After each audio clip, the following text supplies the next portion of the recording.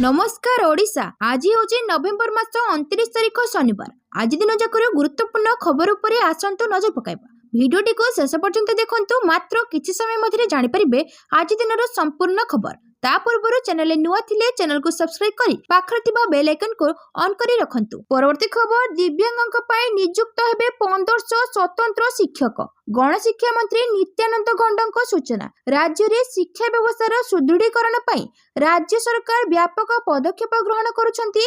एही क्रम में विभिन्न विद्यालय में दिव्यांग पिलांक शिक्षा पई 1500 जन स्वतंत्र शिक्षक नियुक्ति पई प्रक्रिया जारी रही बोली गृह रे गणशिक्षा मंत्री नित्यानंद गौंड सूचना दैछंती। मंत्री गृह को सूचना दे आहुरी मध्ये कहिसेंती जे 2024 पूर्व राज्य रे पीएम श्री स्कूल नथिला। पर प्राथमिक पर्याय रे केंद्र सरकार राज्य को 462 स्कूल ओडिशा को देछंती। एहा परे राज्य सरकार केंद्र शिक्षा मंत्री धर्मेंद्र प्रधान को सह आलोचना करिया परे अतिरिक्त 300 स्कूल ओडिशा को मिलिछि। एडरे पिलां को अत्याधुनिक शिक्षा मिलिबो बोली से कहिसंती। परवर्ती खबर, राजधानी रे बोमा माड़, विधानसभा रे ताती। भुवनेश्वर केंद्रीय विद्यालय 3 सामने बोमा माड़।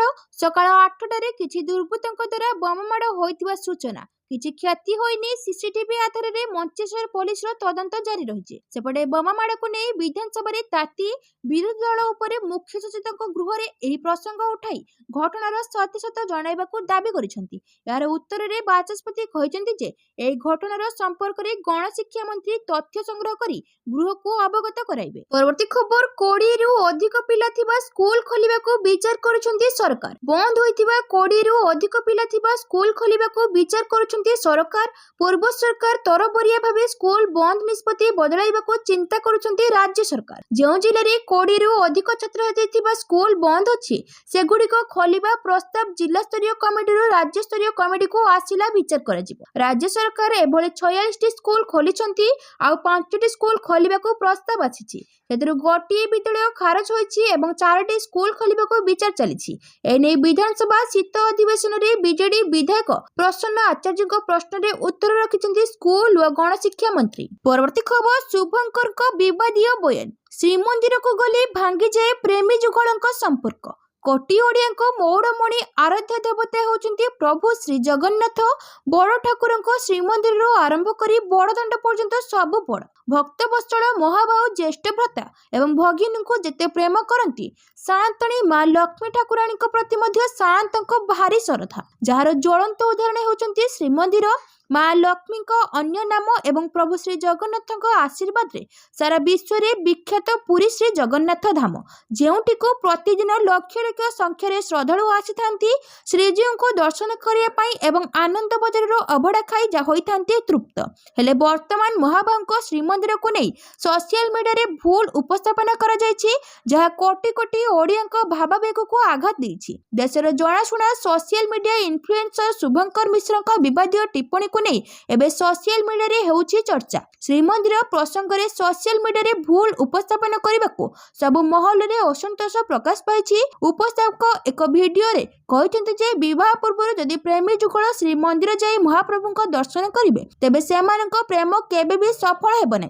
सेमाने केबे मध्य विवाह बंधन रे बांधी होई परिबे नाही, कारण श्रीमंदिर उपरे माँ राधाराणी को अभिशाप पड़िछि। माँ राधाराणी श्रीकृष्ण जगन्नाथ स्वरूप रे दर्शन करने जाउथिबा समय सेवायत मानक तांको अटकाइथिले एवं कहिथिले श्रीमंदिर भितर को भगवान को धर्मपत्नी को प्रवेश उपरे बारण रही। आपण किभଳି भितर को आसिले एकथा शुणी माँ श्रीराधी रागी जाई श्रीमंदिर को अभिशाप देथिले। शुभंकर मिश्र श्रीमंदिर और महाप्रभु प्रति एभଳି भूल उपस्थापन को नहीं पुरी रे एबे चर्चा जोर धरिछि। परवर्ती खबर, विधानसभा रे उठिला मंडी प्रसंग। बीजेडी कहला धान न उठेले स्थिति भयंकर हेबो।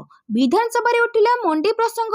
धान न उठेले आगको स्थिति भयंकर करबाको चेतावनी देछि बीजेडी। धान न उठेले राज्य रे निया लागिबो एवं चाषीक सह खेळंतु नाही सरकार बोली कहिछि बीजेडी। एहा सह चाषीक मेरुदंड भांगुछंती सरकार। गोदाम रे जागा नाही कहउछंती सरकार। शीघ्र स्टॉक वेरिफिकेशन करंतु बोली कहिछंती प्रसन्न आचार्य। प्रथमरो मंडी खोलिबा पाखापाखि मासे विलंबित होई सारिछि। एबे चाषी को धान बिकबा को टका मिलेनी। नीलर्स को सह चुक्ति करबा को सरकार भी जेपरी भूली जाइछंती। एहार जवाब रखी बीजेपी कहिछंती। बीजेपी विधायक संतोष कोटुआ कहिछंती चाषी निया लगिनी, निया आउ कोठी लागिछि। सरकार रेकर्ड संख्यक ଚାଷୀ ପଞ୍ଜୀକରଣ କରିଛନ୍ତି। 20 ଲକ୍ଷ ଚାଷୀ ଏପର୍ଯ୍ୟନ୍ତ ପଞ୍ଜୀକରଣ କରିସାରିଲେଣି। ଜିଲ୍ଲା ସ୍ତରରେ ଭିନ୍ନ ଭିନ୍ନ ତାରିଖରେ ଧାନ ଉଠାଯିବ। ତାର 7 ଦିନ ପୂର୍ବରୁ ଟୋକେନ୍ ଦିଆଯିବ। ଗତ ବର୍ଷ ମଧ୍ୟ ସବୁ ଚାଷୀଙ୍କର ଧାନ ଉଠିଥିଲା। ଉପଯୁକ୍ତ ସମୟରେ ଆମ ସରକାର ଚାଷୀଙ୍କ ଧାନ ଉଠେଇବୁ। ପରବର୍ତ୍ତୀ ଖବର, ଭୁଲିଗଲେ ଓଡ଼ିଆ ଅସ୍ମିତା। ବେଙ୍ଗଲୀ ଭାଷାରେ ଆରୋପ ପ୍ରତ୍ୟାରୋପ କଲେ ଶାସକ ବିରୋଧୀ ବିଧାୟକ। ଓଡ଼ିଶା ବିଧାନସଭାରେ ପ୍ରଶ୍ନକାଳ ସମୟରେ ଏକ ଅଭିନବ ତଥା ରୋଚକ ଦୃଶ୍ୟ ଦେଖିବାକୁ ମିଳିଛି, ଯେତେବେଳେ ବିଧାୟକମାନେ ଓଡ଼ିଆ ଭାଷା ପରିବର୍ତ୍ତେ ବଙ୍ଗାଳୀ ଭାଷାରେ ଯୁକ୍ତିତର୍କରେ ମାତିଥିଲେ। ଏହି ଘଟଣାକୁ ଦେଖି ସାଧାରଣରେ ଓଡ଼ିଆ ଅସ୍ମିତା କଥା ମନେ ପଡ଼ିଛି। ବିଦ୍ୟାଳୟରେ ଛାତ୍ରଛାତ୍ରୀଙ୍କ ଡ୍ରପ୍ ଆଉଟ୍ ସମ୍ବନ୍ଧୀୟ ଆଲୋଚନା ସମୟରେ ଏହି ଘଟଣା ଘଟିଥିଲା। ବିରୋଧୀ ଦଳର ବରିଷ୍ଠ ବିଧାୟକ ରଣେନ୍ଦ୍ର ସ୍ୱାଇଁ ବଙ୍ଗାଳୀ ଭାଷାରେ ଏକ ଢଗ କହି ସରକାରଙ୍କୁ ପ୍ରଶ୍ନ କରିଥିଲେ, ଯଦି ହିସାବ କିତାବ ଠିକ୍ ଅଛି ଛେଲେ ଡୁବେছে কেন? ଯଦି ହିସାବ ଠିକ୍ ଅଛି ତେବେ ପିଲା କାହିଁକି ବୁଡୁଛନ୍ତି? ରଣେନ୍ଦ୍ର ସ୍ୱାଇଁଙ୍କ ବଙ୍ଗାଳୀରେ କଟାକ୍ଷ ପରେ ଶାସକ ଦଳ ବିଧାୟକ ସିଦ୍ଧାର୍ଥ ମହାପାତ୍ର ମଧ୍ୟ ବଙ୍ଗାଳୀ ଭାଷାରେ ହିଁ ପାଲଟା ଜବାବ ଦେଇଥିଲେ। ଓଡ଼ିଶାର ଗୌରବ ଓ ସ୍ୱାଭିମାନର ପ୍ରତୀକ ଏହି ବିଧାନସଭା ଗୃହରେ ଓଡ଼ିଆ ପରିବର୍ତ୍ତେ ବଙ୍ଗାଳୀ ଭାଷାରେ ଆରୋପ ପ୍ରତ୍ୟାରୋପ ହେବା ଚର୍ଚ୍ଚାର ବିଷୟ ପାଲଟିଛି। ପରବର୍ତ୍ତୀ ଖବର, ଓଡ଼ିଶା ଛାଡ଼ିଲେ ରାଷ୍ଟ୍ରପତି ଦ୍ରୌପଦୀ ମୁର୍ମୁ। ବିଧାନସଭାରେ ରଚିଲେ ଏକ ନୂଆ ଇତିହାସ। ଆଜି ସକାଳେ ରାଷ୍ଟ୍ରପତି ଦ୍ରୌପଦୀ ମୁର୍ମୁ ଭୁବନେଶ୍ୱର ଛାଡ଼ିଛନ୍ତି। ସେ ରାଜଭବନରୁ ସିଧା ବିମାନ ବନ୍ଦର ଯାଇ ସେଠାରୁ ସେ ଲକ୍ଷ୍ନୌ ଯାତ୍ରା କରିଛନ୍ତି। ଆଜି ବିମାନ ବନ୍ଦରରେ ତାଙ୍କୁ ବିଦାୟ ସମ୍ବର୍ଦ୍ଧନା ଦିଆଯାଇଥିଲା। ଏଥିରେ ରାଜ୍ୟପାଳ ହରିବାବୁ କମ୍ଭମପାଟି, ବାଚସ୍ପତି ସୁରମା ପାଢ଼ୀ, ମୁଖ୍ୟମନ୍ତ୍ରୀ ମୋହନ ମାଝୀ, ଉପମୁଖ୍ୟମନ୍ତ୍ରୀ କେଭି ସିଂହଦେଓ, ପ୍ରଭାତୀ ପରିଡ଼ା ପ୍ରମୁଖ ଉପସ୍ଥିତ ଥିଲେ। ଏହି ଗସ୍ତରେ ରାଷ୍ଟ୍ରପତି ବିଧାନସଭାରେ ଏକ ଇତିହାସ ରଚନା କଲେ। ସେ ବିଧାନସଭାରେ ରାଷ୍ଟ୍ରପତି ଭାବେ ପ୍ରଥମ ଥର ପାଇଁ ନିଜର ଅଭିଭାଷଣ ରଖିଲେ। ଏ ସମ୍ପର୍କରେ ମୁଖ୍ୟମନ୍ତ୍ରୀ ନିଜ ସାମାଜିକ ଗଣମାଧ୍ୟମରେ ଉଲ୍ଲେଖ କରିଛନ୍ତି। ସେ ଲେଖିଛନ୍ତି ଯେ, ସମ୍ମାନୀୟ ରାଷ୍ଟ୍ରପତି ଶ୍ରୀମତୀ ଦ୍ରୌପଦୀ ମୁର୍ମୁଙ୍କୁ ଆଜି ଭୁବନେଶ୍ୱର ବିମାନ ବନ୍ଦରରେ ମାନ୍ୟବର ରାଜ୍ୟପାଳ ଡକ୍ଟର ହରିବାବୁ କମ୍ଭମପାଟି, ବାଚସ୍ପତି ଶ୍ରୀମତୀ ସୁରମା ପାଢ଼ୀ ଓ ବରିଷ୍ଠ ମନ୍ତ୍ରୀମାନଙ୍କ ସହିତ ବିଦାୟ ଜଣାଇଲି। ଓଡ଼ିଶା ବିଧାନସଭାର 75 ବର୍ଷର ଇତିହାସରେ ପ୍ରଥମ ଥର ପାଇଁ ରାଷ୍ଟ୍ରପତିଙ୍କୁ ଐତିହାସିକ ସମ୍ବୋଧନ ଆମ ରାଜ୍ୟର ଗଣତାନ୍ତ୍ରିକ ଯାତ୍ରା ପାଇଁ ଏକ ଅବିସ୍ମରଣୀୟ ମୁହୂର୍ତ୍ତ ଥିଲା। ପରବର୍ତ୍ତୀ ଖବର, ସୃଷ୍ଟି ହେଲା ବାତ୍ୟା ଟିଡୋଆ। ଦକ୍ଷିଣ ପଶ୍ଚିମ ବଙ୍ଗୋପସାଗର ଓ ସଂଲଗ୍ନ ଶ୍ରୀଲଙ୍କା ଉପକୂଳରେ କେନ୍ଦ୍ରୀଭୂତ ଗଭୀର ଅବପାତ ଆଜି ବାତ୍ୟାରେ ପରିଣତ ହୋଇଛି। ଏହି ବାତ୍ୟାର ନାମ ଟିଡୋଆ ରହିଛି। ଉକ୍ତ ସାମୁଦ୍ରିକ ଝଡ଼ର ନାମକରଣ ୟେମେନ ଦେଶ କରିଛି। ଅନ୍ୟପଟେ ବାତ୍ୟା ସେନ୍ୟାର ଆସନ୍ତା 12 ଘଣ୍ଟା ମଧ୍ୟରେ ଦୁର୍ବଳ ହୋଇ ଲଘୁଚାପରେ ପରିଣତ ହେବା ସମ୍ଭାବନା ରହିଛି। ପାଣିପାଗ ବିଭାଗ ଅନୁସାରେ ବାତ୍ୟା ଟିଡୋଆ ଘନୀଭୂତ ହୋଇ ଆସନ୍ତା 30 ତାରିଖ ସକାଳ ବେଳକୁ ଉତ୍ତର ଉତ୍ତର ପଶ୍ଚିମ ଦିଗରେ ଯାଇ ଦକ୍ଷିଣ ଦକ୍ଷିଣ ପଶ୍ଚିମ ବଙ୍ଗୋପସାଗରରେ ସଂଲଗ୍ନ ଉତ୍ତର ତାମିଲନାଡୁ ଓ ପଣ୍ଡିଚେରୀ ଉପକୂଳ ମଧ୍ୟରେ ସ୍ଥଳଭାଗ ଅତିକ୍ରମ କରିବାର ସମ୍ଭାବନା ରହିଛି। ଏହାର ପ୍ରଭାବରେ 1 ତାରିଖ ପର୍ଯ୍ୟନ୍ତ ତାମିଲନାଡୁରେ ପ୍ରବଳରୁ ଅତି ପ୍ରବଳ ବର୍ଷା ହୋଇପାରେ। 30 ତାରିଖରେ ଉପକୂଳ ଆନ୍ଧ୍ରପ୍ରଦେଶ ଓ ରୟଲସୀମାର ପ୍ରବଳ ବର୍ଷା ହୋଇପାରେ। ତେବେ ଓଡ଼ିଶାରେ ଏହାର କୌଣସି ପ୍ରଭାବ ପଡ଼ିବା ସମ୍ଭାବନା ନାହିଁ ବୋଲି ଅନୁମାନ କରାଯାଉଛି। ପରବର୍ତ୍ତୀ ଖବର, ମହାବିଦ୍ୟାଳୟକୁ ଜବରଦଖଲ ମୁକ୍ତ କରିବା ଲାଗି ସବୁ ଜିଲ୍ଲାପାଳଙ୍କୁ ନିର୍ଦ୍ଦେଶ ଦିଆଯାଇଛି।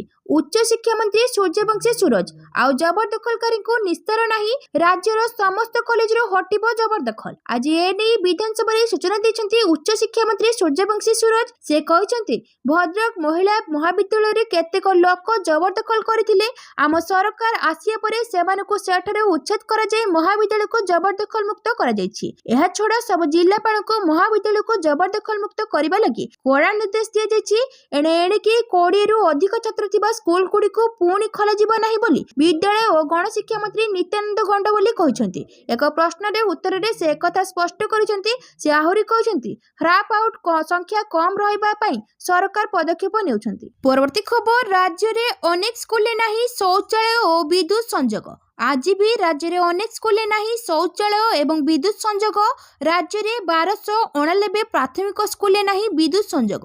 86 ପ୍ରାଥମିକ ସ୍କୁଲରେ ନାହିଁ ଶୌଚାଳୟ। 290ଟି ଉଚ୍ଚ ପ୍ରାଥମିକ ସ୍କୁଲରେ ନାହିଁ ବିଦ୍ୟୁତ୍ ସଂଯୋଗ। 22ଟି ଉଚ୍ଚ ପ୍ରାଥମିକ ବିଦ୍ୟାଳୟରେ ନାହିଁ ଶୌଚାଳୟ। ଏହାସହ 10ଟି ମାଧ୍ୟମିକ ବିଦ୍ୟାଳୟରେ ବିଦ୍ୟୁତ୍ ସଂଯୋଗ ନଥିବା ବେଳେ 2ଟି ମାଧ୍ୟମିକ ସ୍କୁଲରେ ଶୌଚାଳୟ ଏବଂ 4ଟି ଉଚ୍ଚ ମାଧ୍ୟମିକ ବିଦ୍ୟାଳୟରେ ନାହିଁ ଶୌଚାଳୟ। ଏନେଇ ଗୃହରେ ଲିଖିତ ଉତ୍ତର ରଖିଛନ୍ତି ବିଦ୍ୟାଳୟ ଓ ଗଣଶିକ୍ଷା ମନ୍ତ୍ରୀ ନିତ୍ୟାନନ୍ଦ ଗଣ୍ଡ। ତେବେ ରାଜ୍ୟରେ ସମୁଦାୟ 48,522ଟି ସରକାରୀ ସ୍କୁଲ ରହିଥିବା ବେଳେ ସେଥିରୁ 144 स्कूल नहीं शौचालय और 1589 स्कूल नहीं विद्युत संजोग। परवर्ती खबर 7 लाख अधिक हिताधिकारी भत्ता अपेक्षा। मंत्री राज्य में भत्ता अपेक्षा 7 लाख अधिक हिताधिकारी अच्छा। मधुबाबू पेंशन योजना 7,11,123 अपेक्षा रही। जातीय सामाजिक सुरक्षा भत्ता अपेक्षा 17,606 हिताधिकारी अच्छा। एवं 56,18,000 हिताधिकारी विभिन्न योजना भत्ता पाउछंती। गृह में उत्तर रखिले सामाजिक सुरक्षा भिन्नक्षम सशक्तिकरण मंत्री कृष्ण पात्र। परवर्ती खबर पुणी खसिला पारद बढ़िला शीत। खसुची पारद बढ़ुची शीत। सारा राज्य में एबे लागी रही थंडार प्रकोप। दिन 4टा पर बाहर को बाहरिले देह हाथ थरी जाउची। कंधमाल जिला समेत राज्यर विभिन्न स्थान में गतकाली तुलन में आज अधिक शीत अनुभूत होउची। कंधमाल जिले में गतकाली आज 1.4 डिग्री पारद ह्रास पाई 7.4 डिग्री रेकर्ड रे पहुंची। पारद तल मुआइबा सह जाड़ आरंभ हो जाइछि। किछि जगह तो बरफ पड़ुछि। तथापि लोक माने एहाको मन भरी उपभोग करुछंती। बड़ी भोरु मॉर्निंग वॉक एवं व्यायाम करी देह को फूर्ति करुछंती। ग्रामांचल रे लोके निया पाई शीत दाउर रक्षा पाउछंती। परवर्ती खबर 41टी जानर पंजीकरण प्रमाण पत्र निलंबन। सड़क दुर्घटना जनित मृत्यु ह्रास लक्ष्य वाणिज्य परिवहन विभाग द्वारा शून्य मृतघात पक्ष पालन कर वाणिज्य और परिवहन विभाग मंत्री विभूति भूषण जेना निर्देश में सचेतनता सह नियम उल्लंघनकारी विरोध में एनफोर्समेंट व्यापक कर प्रमुख शासन सचिव उषा पाढ़ी नेतृत्व और परिवहन आयुक्त अमिताभ ठाकुर प्रत्यक्ष तत्वावधान में राज्यव्यापी परिवहन विभाग और पुलिस प्रशासन सहभागिता मोटर यान नियम उल्लंघन विरोध में स्वतंत्र एनफोर्समेंट करा जाउछि। सेहिभଳି अभ्यासगत नियम उल्लंघनकारी विरोध में कठोर कार्यानुष्ठान पदक्षेप ग्रहण कर बारंबार सड़क सुरक्षा नियम उल्लंघन कर सड़क में विपद सृष्टि करथुवा जानर तालिका प्रस्तुत कर प्रथम पर्यायर 241 जानर पंजीकरण प्रमाण पत्र निलंबन कर आगक बेपरुआ गाड़ी चालकों विरोध में एभली कार्यानुष्ठान जारी रहिबो बोली विभाग पक्षरु कुहा जायछि। परवर्ती खबर आईनजीवी पीतबास पंडा हत्या मामलें नुआ मोड़। अभियुक्त सुनील हत्या और शून्य दास को रिमांड रे नेछि पुलिस। आईनजीवी पीतबास पंडा हत्या मामला हत्याकांड एते दिन बीती जिबा परे मध्य एपर्यंत तदंत सरी नाही। गत किछि दिन पूर्व पुलिस किछि जन को रिमांड रे नेथिला। एबे पुणी 2 अभियुक्त को रिमांड रे नेछि पुलिस। 2 अभियुक्त हेले शून्य दास और सुनील हत्या। पुलिस 2 दिन पाई रिमांड रे नै जेरा चलाइछि। हत्याकांड रे शामिल थिबा मुख्य आसामी और शूटर जगाड़ करथिबा अभियुक्त को 2 थर रिमांड रे नै पुलिस अनेक तथ्य संग्रह करिछि। तेबे एबे एई 2 अभियुक्त ठारू आउ किछि गुरुत्वपूर्ण तथ्य हासिल पाई चेष्टा चलैछि। सेहिपरि आईनजीवी पीतबास पंडा हत्याकांड रे आउरी किछि अभियुक्त शामिल अछंती। अपराधी को खसाइबारे साहाय्य करबा सहित प्रमाण नष्ट लागि योजना करथिबार अनुमान मध्य करा जाउछि। सेमानकु खूब शीघ्र धरिबाकू पुलिस तदंत जोरसोर रे आरंभ करथिबार कुहा जाउछि। एपटे मुख्य अभियुक्त गिरफ हेबार मासे पुरिछि। एहारे भितरे 4 अभियुक्त को द्वितीय थर रिमांड रे आनी पुलिस पचरा उचरा करुछि। एही हत्याकांड रे आहुरी बहुत जण संपृक्त रहिथिबार अनुमान करा जाउछि। परवर्ती खबर वाणिज्य मेला रे ओडिशा प्रथम। धन्यवाद जणाइले मुख्यमंत्री। नुआ दिल्ली रे आयोजित भारत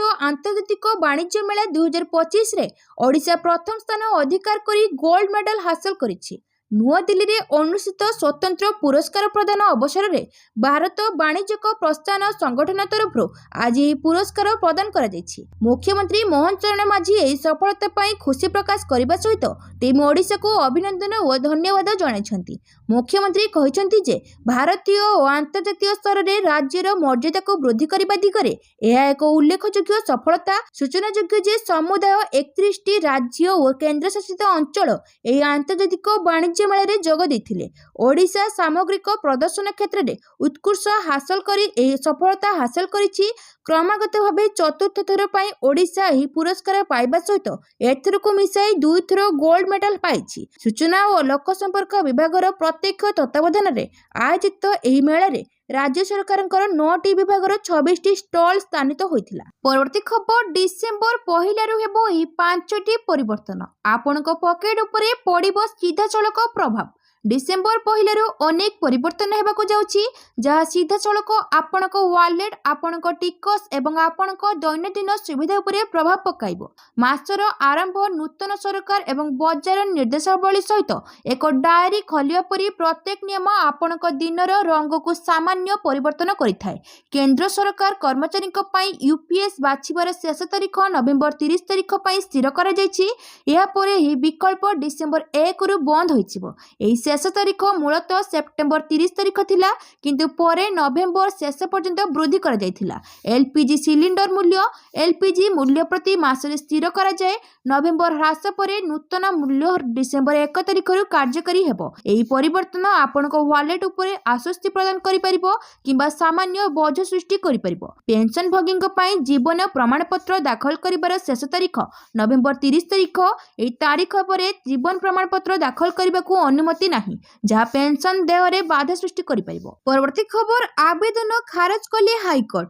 केबी सिंहदेव लक्ष्मण बांक विरोध रे चालिबो मामला। 2024 विधानसभा निर्वाचन में अनियमितता अभियोग नहीं ओडिशार उपमुख्यमंत्री केबी सिंहदेव और विधायक लक्ष्मण बांक विरोध में मामला चलिबो। उभय नेता द्वारा दाखल होइतिबा आवेदन को गुरुवार ओडिशा हाईकोर्ट खारज कर देछंती।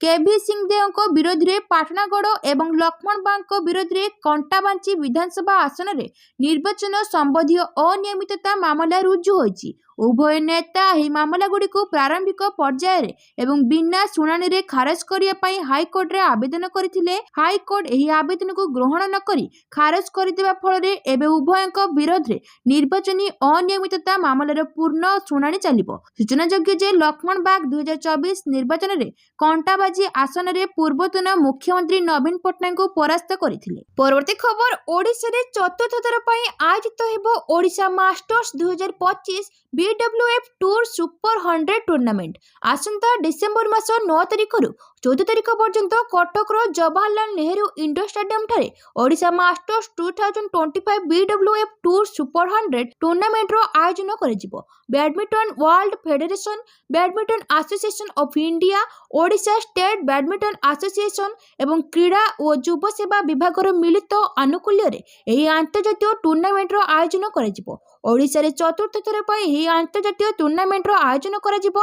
आज कलिंग स्टेडियम ठारे आयोजित होइतबा सांबादिक सम्मेलन रे Odisha masters 2025 BWF tour super 100 tournament रो आयोजन संबंध रे क्रीड़ा मंत्री श्री सूर्यवंशी सूरज सविस्कृत विवरणी प्रदान करथिले। परवर्ती खबर बढ़िला माओवादी को आत्मसमर्पण राशि। AK-47 सह आत्मसमर्पण कले मिलिबो 3,30,000 टंका। बढ़िला माओवादी आत्मसमर्पण राशि। माओवादी आत्मसमर्पण राशि वृद्धि कले राज्य सरकार। लाइट मेसिन गन सह आत्मसमर्पण कले मिलिबो 4,95,000 टंका। AK-47 सह आत्मसमर्पण कले मिलिबो 3,30,000 टंका। SLR सह आत्मसमर्पण कले मिलिबो 1,65,000 टंका। 10 लाख टंका पुरस्कार थिबा माओवादी आत्मसमर्पण कले मिलिबो 5 लाख टंका। सेमानक नारे थिबा सब छोट मोट मामला प्रत्याहार करिवे सरकार। पॉलिट्यूब्रो सेंट्रल कमिटी मेंबर को मिलिबो 1,10,00,000 टंका। State committee special journal committee सदस्य को मिलिबो 95 लाख टंका। रीजनल कमिटी सदस्य को 33 लाख। डिविजनल कमिटी सदस्य को 27.5 लाख टंका मिलिबो। डिविजनल कमिटी मेंबर आत्मसमर्पण कले मिलिबो 22 लाख टंका। परवर्ती खबर अतीतर राय को रद्द धारा बढ़ुची। चिंता प्रकट कले सुप्रीम कोर्ट। बुधवार सुप्रीम कोर्ट बेंच हंटिंग रो बढ़ुथिबा अभ्यास को कठोर निंदा करिसेंती। जेउथिरे मकदमाकारी माने पूर्व राय को पुनः खोलिबा और रद्द करिबा पई परवर्ती बेंच निकट को जाइथांती। कोर्ट चेतावनी देइछंती जे एपरि प्रयास को अनुमति देबा संविधान रो धारा 141 अनुसार ग्यारंटी दे जाइथिबा राय रो चूड़ांतता को क्षुण्ण करिबा। एपरि कि जस्टिस दीपंकर दत्त और जस्टिस अगस्टिन जॉर्ज मसियंक खंडपीठ कहिसंती निकट अतीत रे आमे एही कोर्ट रो विचारपतिंक द्वारा दिया जाइथिबा राय रो एक बढ़ुथिबा धारा देखिछु जेउथिरे पूर्व राय विरोध रे राय दिया जाइछि। विचारपति माने यह मध्ये उल्लेख कहिसंती जे पूर्वरु निष्पत्ति न जाइथिबा विषय गुडी को पुनः खोलिबा द्वारा आईनगत व्याख्यारे असंगत थिबा आशंका सृष्टि हुए एवं सुप्रीम कोर्ट को निष्पत्ति जे चूड़ांत ताहा उपरे संदेह सृष्टि हुए कारण चूड़ांत निष्पत्ति को भी पुणी बदला जाई पारुछि। वन शक्ति दिल्ली बाण निषेध ତାମିଲନାଡୁ ରାଜ୍ୟପାଳ ମାମଲା ଏବଂ ଭୂଷଣ ଷ୍ଟିଲ୍ ଦେବାଳିଆ ମାମଲା ସମେତ ପୂର୍ବ ରାୟର ପୁନର୍ବିଚାର କରାଯାଇଥିବା ଅନେକ ଉଦାହରଣ ଖଣ୍ଡପୀଠ ଦେଇଛନ୍ତି। ପରବର୍ତ୍ତୀ ଖବର ଆସୁଛନ୍ତି ଜାଭେଦ ଅଖତର ସୋଆ ସାହିତ୍ୟ ସମ୍ମାନ 2025ରେ ହେବେ ସମ୍ବର୍ଦ୍ଧିତ। ଭାରତୀୟ ଚଳଚ୍ଚିତ୍ର ଓ ସାହିତ୍ୟ କ୍ଷେତ୍ରର ଉଜ୍ଜ୍ୱଳ ତାରକା, ଶବ୍ଦର ଯାଦୁକର, ପ୍ରଖ୍ୟାତ କବି, ସଂଳାପ ଲେଖକ, ଗୀତିକାର ଓ ସମାଜଚିନ୍ତକ ପଦ୍ମଭୂଷଣ ଜାଭେଦ ଅଖତରଙ୍କୁ ତାଙ୍କର ଉଲ୍ଲେଖନୀୟ ଓ ଜୀବନବ୍ୟାପୀ ଅବଦାନ ନିମନ୍ତେ ସୋଆ ସାହିତ୍ୟ ସମ୍ମାନ 2025ରେ ସମ୍ବର୍ଦ୍ଧିତ କରାଯିବ। ଶିକ୍ଷା ଓ ଅନୁସନ୍ଧାନ ବିଶ୍ୱବିଦ୍ୟାଳୟ ପରିସରରେ ନଭେମ୍ବର 29 ତାରିଖରେ ଆୟୋଜିତ ହେବାକୁ ଥିବା 2 ଦିନିଆ ତୃତୀୟ ସୋଆ ସାହିତ୍ୟ ଉତ୍ସବର ଉଦ୍ଘାଟନୀ କାର୍ଯ୍ୟକ୍ରମରେ ଏହି ପ୍ରଖ୍ୟାତ ସାହିତ୍ୟ ସାଧକଙ୍କୁ ସମ୍ମାନିତ କରାଯିବ। ସୋଆ ବିଶ୍ୱବିଦ୍ୟାଳୟ ପକ୍ଷରୁ ପ୍ରତିଷ୍ଠିତ ସୋଆ ସାହିତ୍ୟ ସମ୍ମାନ ଦେଶରେ ସାହିତ୍ୟ କ୍ଷେତ୍ରରେ ଉଲ୍ଲେଖନୀୟ ଅବଦାନ ରଖିଥିବା ବିଶିଷ୍ଟ ବ୍ୟକ୍ତିବିଶେଷଙ୍କୁ ପ୍ରଦାନ କରାଯିବ। ବିଶିଷ୍ଟ ଲେଖକ, କବି ଓ ଚିନ୍ତକ ଯେଉଁମାନଙ୍କର ଏହି କ୍ଷେତ୍ରରେ ଉତ୍କର୍ଷତା, ସୃଜନଶୀଳତା ଓ ବୌଦ୍ଧିକ ଗଭୀରତା ରହିଛି ସେମାନଙ୍କୁ ସମ୍ମାନିତ କରିବା ହିଁ ସୋଆ ସାହିତ୍ୟ ସମ୍ମାନର ବିନମ୍ର ଉଦ୍ଦେଶ୍ୟ। ପରବର୍ତ୍ତୀ ଖବର ସାମାଜିକ ଗଣମାଧ୍ୟମରେ ଅଶ୍ଳୀଳତାକୁ ନେଇ ସୁପ୍ରିମକୋର୍ଟ ଚିନ୍ତିତ। 4 ସପ୍ତାହ ମଧ୍ୟରେ କଠୋର ନିୟମ ଆଣିବାକୁ ନିର୍ଦ୍ଦେଶ। ସାମାଜିକ ଗଣମାଧ୍ୟମରେ ଅଶ୍ଳୀଳ ବିଷୟବସ୍ତୁକୁ ନେଇ ସୁପ୍ରିମକୋର୍ଟ ଚିନ୍ତା ପ୍ରକଟ କରିଛନ୍ତି। ଏ ସମ୍ବନ୍ଧିତ 2ଟି ମାମଲାର ଶୁଣାଣି କରି ଗୁରୁବାର ବଡ଼ ନିର୍ଦ୍ଦେଶ ଦେଇଛନ୍ତି। ସାମାଜିକ ଗଣମାଧ୍ୟମରେ ପୋଷ୍ଟ କରାଯାଉଥିବା ଫଟୋ, ଭିଡିଓ ଏବଂ ଅନ୍ୟ ସବୁ ବିଷୟବସ୍ତୁ ପାଇଁ କାହାକୁ ନା କାହାକୁ ଉତ୍ତରଦାୟୀ କରିବାକୁ ହେବ ବୋଲି ସର୍ବୋଚ୍ଚ ନ୍ୟାୟାଳୟ କହିଛନ୍ତି। ଏ ସମ୍ବନ୍ଧରେ 4 ସପ୍ତାହ ମଧ୍ୟରେ ନୂଆ ଆଇନ ଆଣିବାକୁ କେନ୍ଦ୍ର ସରକାରଙ୍କୁ ନିର୍ଦ୍ଦେଶ ଦେଇଛନ୍ତି। ଏହାକୁ SC/ST ଆଇନ ଭଳି କଠୋର କରିବାକୁ କୋର୍ଟ ପରାମର୍ଶ ଦେଇଛନ୍ତି। ପରବର୍ତ୍ତୀ ଖବର ଇଭିଏମ୍ ତଥ୍ୟ ନଷ୍ଟ ହେବା କିମ୍ବା ମାଇକ୍ରୋ କଣ୍ଟ୍ରୋଲର ଯାଞ୍ଚ ପାଇଁ ଆସିନାହିଁ କୌଣସି ଆବେଦନ। କିଛି ଦିନ ତଳେ ଶେଷ ହୋଇଥିବା ବିହାର ବିଧାନସଭା ନିର୍ବାଚନ ଏବଂ 8ଟି ସ୍ଥାନରେ ହୋଇଥିବା ଉପନିର୍ବାଚନରେ କୌଣସି ପରାଜିତ ପ୍ରାର୍ଥୀଙ୍କ ଠାରୁ ଇଭିଏମ୍ ତଥ୍ୟ ନଷ୍ଟ ହେବା କିମ୍ବା ମାଇକ୍ରୋ କଣ୍ଟ୍ରୋଲର ଯାଞ୍ଚ ପାଇଁ କୌଣସି ଆବେଦନ ଆସିନାହିଁ। ମାନ୍ୟବର ସୁପ୍ରିମକୋର୍ଟଙ୍କ 17 ଜୁନ 2025ରେ ଜାରି କରାଯାଇଥିବା ଭୋଟ ଗଣନା କାର୍ଯ୍ୟ ପଦ୍ଧତିରେ ମାନଦଣ୍ଡ ଅନୁଯାୟୀ ସର୍ବାଧିକ ଭୋଟ ପାଇଥିବା ପ୍ରାର୍ଥୀଙ୍କ ପଛରେ ଥିବା 2 କିମ୍ବା 3 କ୍ରମାଙ୍କନ ଥିବା ପ୍ରାର୍ଥୀମାନେ ଫଳାଫଳ ଘୋଷଣାର 7 ଦିନ ମଧ୍ୟରେ ଇଭିଏମ୍ ତଥ୍ୟ ନଷ୍ଟ କିମ୍ବା ମାଇକ୍ରୋ କଣ୍ଟ୍ରୋଲର ଯାଞ୍ଚ ପାଇଁ ଆବେଦନ କରିପାରିବେ। ଏହା ଭାରତ ନିର୍ବାଚନ ଆୟୋଗର ବିହାର ବିଧାନସଭା ନିର୍ବାଚନ 2025 ଏବଂ 8ମ ଉପନିର୍ବାଚନର ସଫଳତାକୁ ପ୍ରମାଣିତ କରୁଛି। ପରବର୍ତ୍ତୀ ଖବର SIR ଉପରେ ପ୍ରଶ୍ନ ଉଠାଇଲେ କପିଲ ସିବଲ। ଆବେଦନକାରୀ RJD ମଫି ମନୋଜ ଝା ଭୋଟର ତାଲିକାର ଚାଲିଥିବା ସ୍ୱତନ୍ତ୍ର ସଘନ ସଂଶୋଧନ SIR ଉପରେ ପ୍ରଶ୍ନ ଉଠାଇଛନ୍ତି। ସେ କହିଛନ୍ତି ଯେ ଏହି ପ୍ରକ୍ରିୟା ବାସ୍ତବରେ ଅନ୍ୟାୟ। ସେ ଯୁକ୍ତି ଦେଇଛନ୍ତି ଯେ ଭୋଟରମାନଙ୍କୁ ସେମାନଙ୍କର ଜନ୍ମ ପ୍ରମାଣପତ୍ର କିମ୍ବା ମାତାପିତାଙ୍କ ମଧ୍ୟରୁ ଜଣେ ଭାରତୀୟ ବୋଲି ପ୍ରମାଣ କରୁଥିବା ଅନ୍ୟାନ୍ୟ କାଗଜପତ୍ର ପ୍ରଦାନ କରିବାକୁ ପଡ଼ିବ। ଯଦି ଜଣେ ଭୋଟରଙ୍କ ପିତା 2003 ନିର୍ବାଚନରେ ଭୋଟ ଦେଇନଥାନ୍ତି ଏବଂ ତା ପୂର୍ବରୁ ମୃତ୍ୟୁବରଣ କରନ୍ତି ତେବେ ନାଗରିକତା କିପରି ପ୍ରତିଷ୍ଠା ହୋଇପାରିବ ବୋଲି ସେ ପ୍ରଶ୍ନ କରିଛନ୍ତି। ମୁଖ୍ୟ ବିଚାରପତି ସୂର୍ଯ୍ୟକାନ୍ତ ଏବଂ ବିଚାରପତି ଜୟମାଲ୍ୟ ବାଗ୍ଚୀଙ୍କୁ ନେଇ ଗଠିତ ଖଣ୍ଡପୀଠ ସମ୍ମୁଖରେ ଆବେଦନକାରୀ ମନୋଜ ଝାଙ୍କ ପକ୍ଷରୁ ବରିଷ୍ଠ ଓକିଲ କପିଲ ସିବଲ ହାଜର ହୋଇଥିଲେ। ତାଙ୍କ ମାମଲା ଉପସ୍ଥାପନ କରିବା ସମୟରେ ସେ ବୁଥ ସ୍ତରୀୟ ଅଧିକାରୀ BLOଙ୍କ କ୍ଷମତା ପରିସର ଉପରେ ମଧ୍ୟ ପ୍ରଶ୍ନ ଉଠାଇଥିଲେ। ସେ ପଚାରିଥିଲେ କୌଣସି BLO ଜଣେ ବ୍ୟକ୍ତି ମାନସିକ ଭାବରେ ବିକୃତ କି ନୁହଁ ତାହା ନିର୍ଣ୍ଣୟ କରିପାରିବେ କି ଏବଂ ସେମାନେ କୌଣସି ଭୋଟର ଭାରତୀୟ ନାଗରିକ କି ନାହିଁ ତାହା ନିର୍ଣ୍ଣୟ କରିପାରିବେ କି। ଲାଇଭ୍ ଲୋ ରିପୋର୍ଟ ଅନୁଯାୟୀ କପିଲ ସିବଲ କହିଛନ୍ତି ଯେ ଜଣେ ଭୋଟର ଭାରତୀୟ ନାଗରିକ କି ନାହିଁ ତାହା ନିର୍ଣ୍ଣୟ କରିବା BLOର ଅଧିକାର କ୍ଷେତ୍ର ମଧ୍ୟରେ ନୁହେଁ, କାରଣ ନିଯୁକ୍ତ BLO କେବଳ ସ୍କୁଲ ଶିକ୍ଷକ।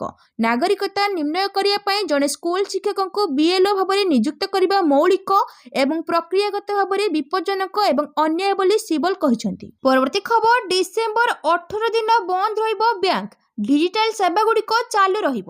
ଆଉ 2 ଦିନ ପରେ ନଭେମ୍ବର ମାସ ସରିଯିବ ଆଉ ଡିସେମ୍ବର ମାସ ଖୁବ୍ ଶୀଘ୍ର ଆରମ୍ଭ ହେବ। ଡିସେମ୍ବର ମାସରେ 18 ଦିନ ବ୍ୟାଙ୍କ ବନ୍ଦ ରହିବ। ଯଦି ଆପଣ ଡିସେମ୍ବରରେ କୌଣସି ଗୁରୁତ୍ୱପୂର୍ଣ୍ଣ ବ୍ୟାଙ୍କ କାମ ରଖିଛନ୍ତି ସେଥିପାଇଁ ଆପଣଙ୍କୁ ବ୍ୟାଙ୍କ ଛୁଟି ବିଷୟରେ ଜାଣିବାକୁ ହେବ। ଡିସେମ୍ବର ମାସ ପାଇଁ ଛୁଟି ତାଲିକା ଘୋଷଣା କରି RBI ଏଥିରେ କିଛି ଜାତୀୟ ଆଉ କିଛି ରାଜ୍ୟ ଭିତ୍ତିକ ପର୍ବପର୍ବାଣି ରହିଛି। ଛୁଟି ଦିନରେ ବ୍ୟାଙ୍କ ଶାଖାଗୁଡ଼ିକ ବନ୍ଦ ରହିବ କିନ୍ତୁ ATM, UPI, ନେଟ୍ ବ୍ୟାଙ୍କିଂ ଏବଂ ମୋବାଇଲ ବ୍ୟାଙ୍କିଂ ଭଳି ଡିଜିଟାଲ ସେବାଗୁଡ଼ିକ କାର୍ଯ୍ୟକ୍ଷମ ରହିବ। ଛୁଟିଦିନ ପୂର୍ବରୁ ଚେକ୍ ଜମା କରିବା କିମ୍ବା ଟଙ୍କା ଉଠାଣ ଭଳି ଗୁରୁତ୍ୱପୂର୍ଣ୍ଣ କାର୍ଯ୍ୟ ସାରିବାକୁ ନିଶ୍ଚିନ୍ତ କରନ୍ତୁ। परवर्ती खबर आधार कार्ड नियम रे बड़ परिवर्तन जन्म प्रमाणपत्र ପାଇଁ ବିବେଚନା କରାଯିବ ନାହିଁ। ମହାରାଷ୍ଟ୍ରରେ ଜନ୍ମ ପ୍ରମାଣପତ୍ର ପାଇବା ପାଇଁ ଆଧାର କାର୍ଡକୁ ଆଉ ବାଧ୍ୟତାମୂଳକ ଡକ୍ୟୁମେଣ୍ଟ ଭାବରେ ବିବେଚନା କରାଯିବ ନାହିଁ।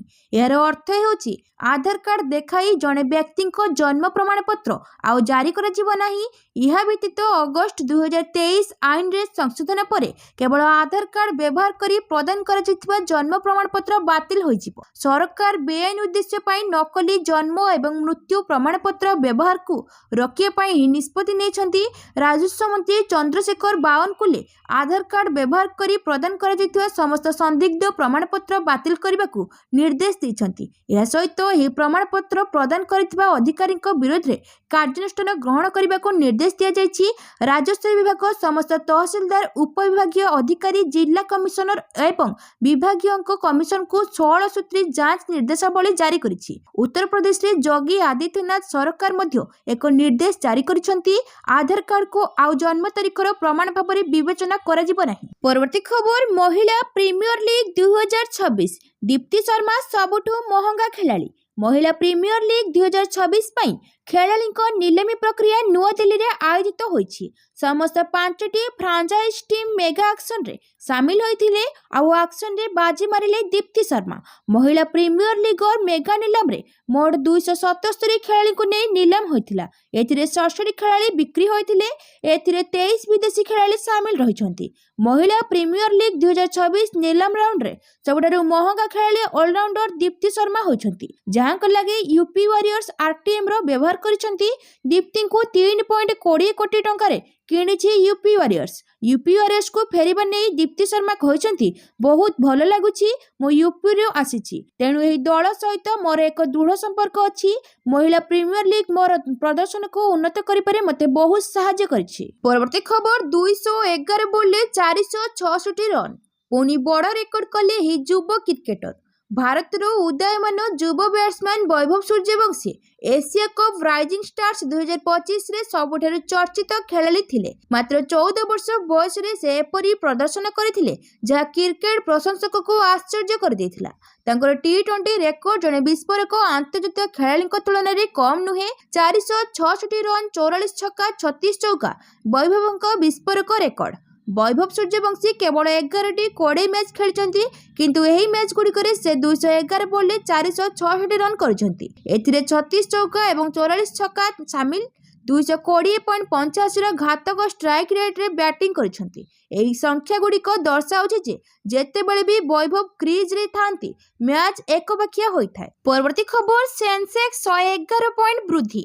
ଘରୋଇ ଇକ୍ୱିଟି ସୂଚକାଙ୍କ ସେନ୍ସେକ୍ସ ଏବଂ ନିଫ୍ଟି ଲଗାତାର ଦ୍ୱିତୀୟ ଦିନ ପାଇଁ ଲାଭ କରିଛନ୍ତି।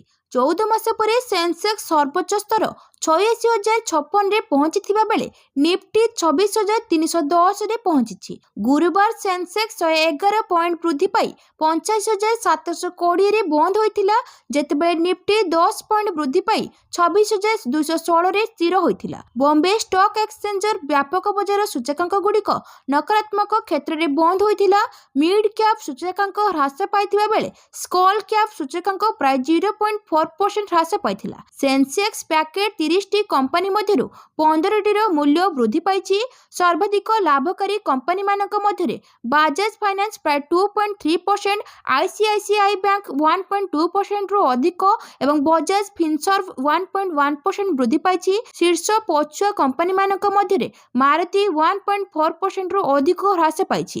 ଇଟର୍ନାଲ 1.3%ରୁ ଅଧିକ ହ୍ରାସ ପାଇଛି ଏବଂ ଅଲ୍ଟ୍ରାଟେକ୍ ସିମେଣ୍ଟ 1.1% ଅଧିକ ହ୍ରାସ ପାଇଛି। ପରବର୍ତ୍ତୀ ଖବର ନେପାଳ ଜାରି କଲା 100 ଟଙ୍କିଆ ବିବାଦୀୟ ନୋଟ୍। ନେପାଳର କେନ୍ଦ୍ରୀୟ ବ୍ୟାଙ୍କ ଏକ ନୂତନ 100 ଟଙ୍କାର ନୋଟ୍ ଜାରି କରିଛି, କିନ୍ତୁ ଏହି ନୋଟ୍ ଏକ ପୁରୁଣା ବିବାଦକୁ ପୁନର୍ବାର ଜନ୍ମ ଦେଇଛି। ନୋଟ୍ ଉପରେ ମୁଦ୍ରିତ ମାନଚିତ୍ରରେ ନେପାଳ ଲିପୁଲେଖ କଳା ପାଣି ଏବଂ ଲିମ୍ଫିଆ ଆଧରାକୁ ଏହାର କ୍ଷେତ୍ର ମଧ୍ୟରେ ଥିବାର ଦର୍ଶାଇଛି। ଏହି ଅଞ୍ଚଳଗୁଡ଼ିକ ବର୍ଷ ବର୍ଷ ଧରି ଉତ୍ତରାଖଣ୍ଡର ଅଂଶ ରହିଛି। କାଠମାଣ୍ଡୁର ଏହି ପଦକ୍ଷେପକୁ ଭାରତ ନେପାଳ ସମ୍ପର୍କରେ ଏକ ନୂତନ ବିବାଦ ଭାବରେ ବିବେଚନା କରାଯାଉଛି। ନେପାଳୀ ଜାତୀୟ ବ୍ୟାଙ୍କର ଅଧିକାରୀଙ୍କ ଅନୁଯାୟୀ ପୂର୍ବରୁ 100 ଟଙ୍କାର ନୋଟ୍ ଉପରେ ନେପାଳର ଏକ ମାନଚିତ୍ର ମୁଦ୍ରିତ ହୋଇଥିଲା, କିନ୍ତୁ ବର୍ତ୍ତମାନ ଏହାକୁ 2020ରେ ଜାରି ହୋଇଥିବା ରାଜନୈତିକ ମାନଚିତ୍ରକୁ ପ୍ରତିଫଳିତ କରିବା ପାଇଁ ପରିବର୍ତ୍ତନ କରାଯାଇଛି, ଯାହା ନେପାଳର ସୀମା ମଧ୍ୟରେ ଥିବା 3ଟି ଅଞ୍ଚଳକୁ ଦର୍ଶାଉଥିଲା। ଅନ୍ୟ ମୂଲ୍ୟର ନୋଟ୍‌ଗୁଡ଼ିକରେ ମାନଚିତ୍ର ଅନ୍ତର୍ଭୁକ୍ତ ନାହିଁ, ତେଣୁ ପରିବର୍ତ୍ତନ କେବଳ 100 ଟଙ୍କା ନୋଟ୍‌ରେ ପର୍ଯ୍ୟନ୍ତ ସୀମିତ ରଖାଯାଇଛି।